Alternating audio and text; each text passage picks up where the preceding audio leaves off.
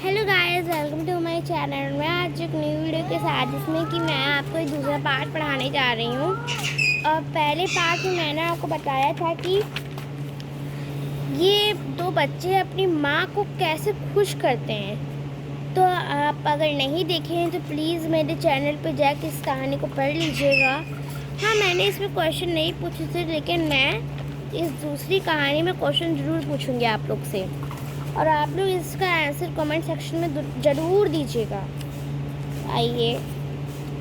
एक पहाड़ी गांव के पास एक बूढ़े दादाजी धीरे धीरे चल रहे थे। उनके कंधे पर 3 भारी गठरियाँ थी। एक गठरी में तांबे के सिक्के थे, दूसरी गठरी में चांदी के और तीसरी गठरी में सोने के सिक्के। इन गठरियाँ को पहाड़ी के ऊपर तक ले जाना था, लेकिन रास्ता बहुत कठिन था और दादाजी थक चुके थे। उसी समय राजू, एक 13 साल का लड़का, वहाँ से गुजर रहा था। वह सीधा साधा, मदद करने वाला और मेहनती बच्चा था। दादाजी ने राजू को आवाज़ दी, बेटे क्या तुम मेरी मदद करोगे?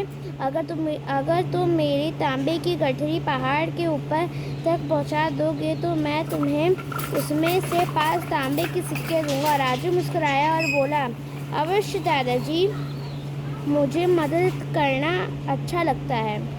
तो गाइस, मैंने ये पहला पेज पढ़ चुकी हूँ। अब मैं आपको ये दूसरा पेज पढ़ के बताऊंगी। अरे, राजू ने गठरी उठाई और धीरे धीरे चढ़ाई शुरू करी। रास्ता कठिन था, लेकिन उसने हार नहीं मानी।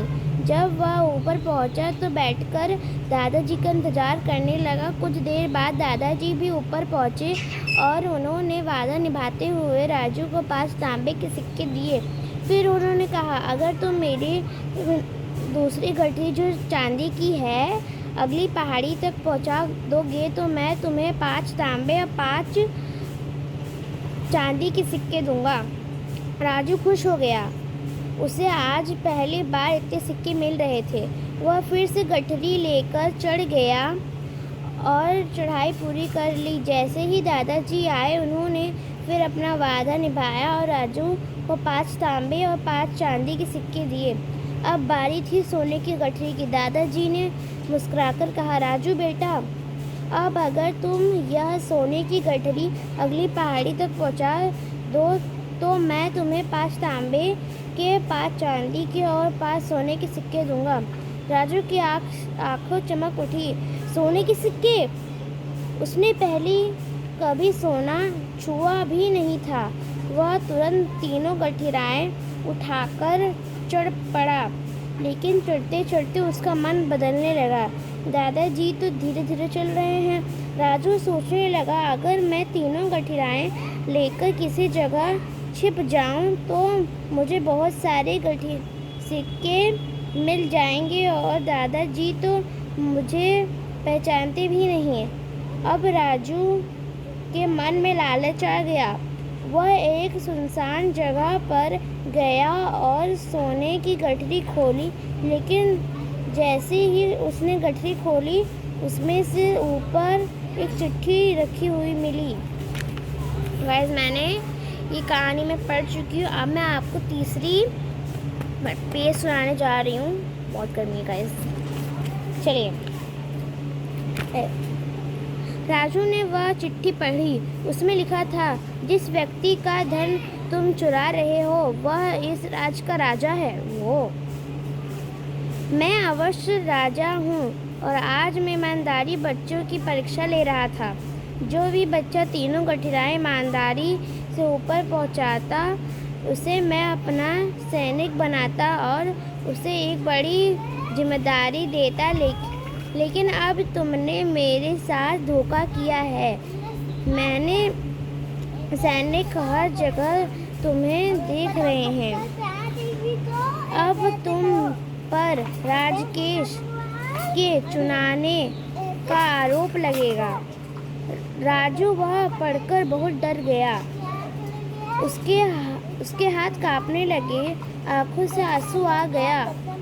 वह वहीं बैठकर रोने लगा और सोचने लगा, काश मैंने दादाजी के साथ धोखा ना किया होता।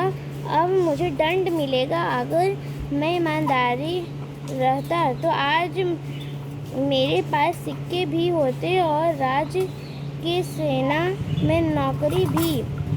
थोड़ी देर बाद राजा के सैनिक आए और राजू के पकड़कर राजा के सम्मान ले गए।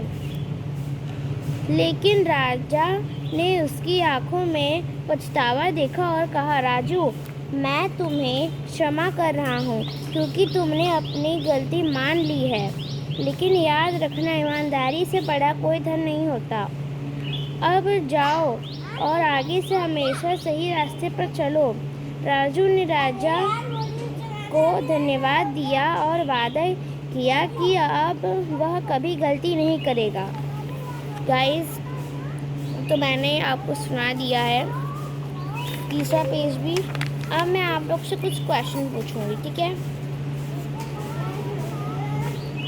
राजू ने सबसे पहले कौन सी गठरी उठाई? आप कमेंट सेक्शन में ज़रूर बताइएगा। दादाजी असली में कौन थे? बताइएगा।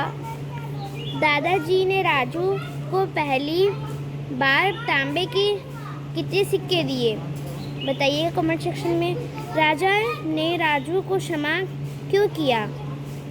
आप ये सब कमेंट सेक्शन में ज़रूर बताइएगा। Okay, bye.